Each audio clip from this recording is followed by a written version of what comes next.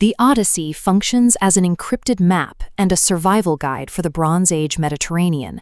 Beneath the layers of myth lies a detailed record of the physical and social terrors that defined ancient life. The events of the story are set around 1200 BC, during what we call the Mycenaean Age. At this point in history, Greece is a fractured landscape. The mountainous terrain isolates people into small, fiercely independent and violently competitive kingdoms. To survive and build wealth, these warlords had to look outward. They built a massive maritime trade network, spanning all the way down to Egypt and across to the coastal strip of the Levant. Ships crossed this water carrying copper, tin, luxury goods, and textiles.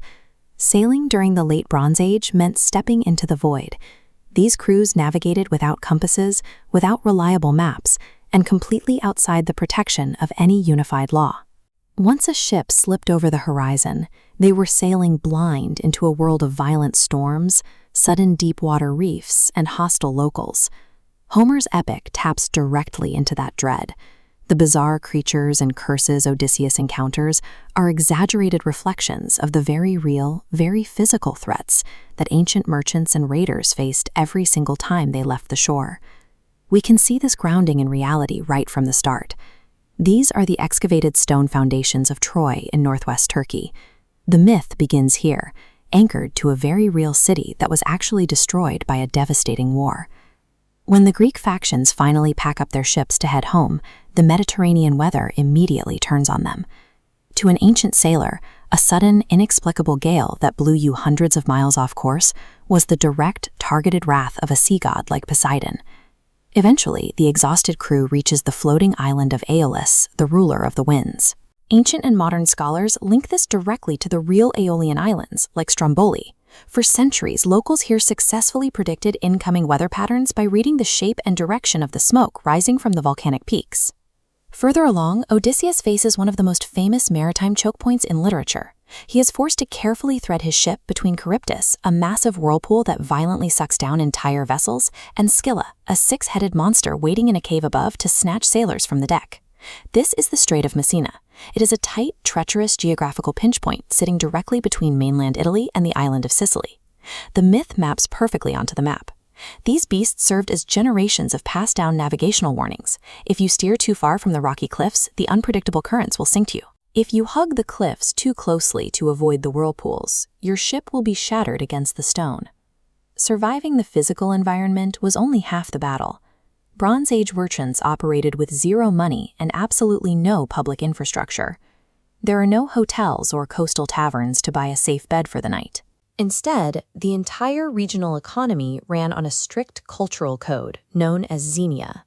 It was a sacred life-or-death law of hospitality.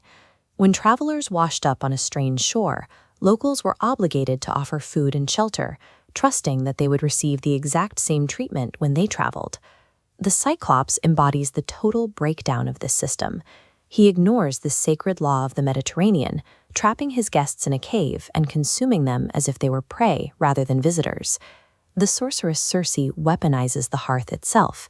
She plays the part of the perfect host, welcoming the exhausted crew into her home with a warm fire and wine, only to drug the drinks and transform the men into pigs. In a world without money or formal laws, this trust was the only thing that allowed ships to sail and trade to move. By violating xenia, these hosts destroy the basic social contract that allowed the Bronze Age world to function.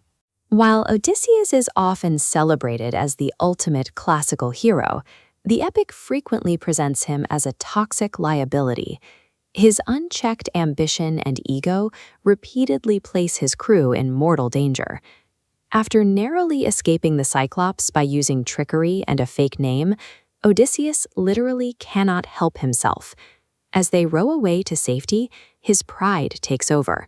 He arrogantly screams his true name across the water, needing the giant to know exactly who bested him. That single act of vanity allows the Cyclops to curse him by name, dooming the entire crew to the wrath of the sea god. The crew possesses their own fatal flaws. Stranded on an island and starving, they ignore strict warnings and slaughter the sacred cattle of the sun god Helios to fill their bellies. That moment of short-sighted greed results in a terrifying storm that completely shatters the ship and kills every remaining man on board, except Odysseus. The grueling, decade-long delay in getting home rarely stems from bad luck alone.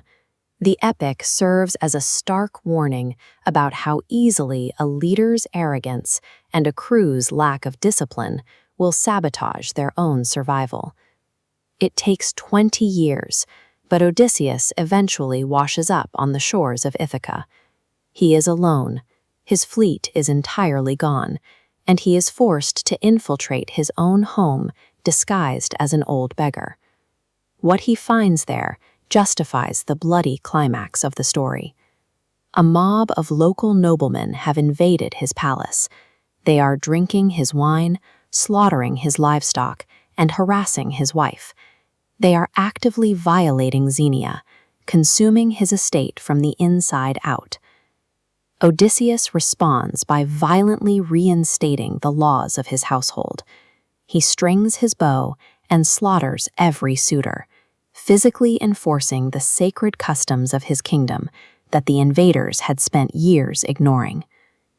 The Odyssey endures because it strips humanity down to its bare elements.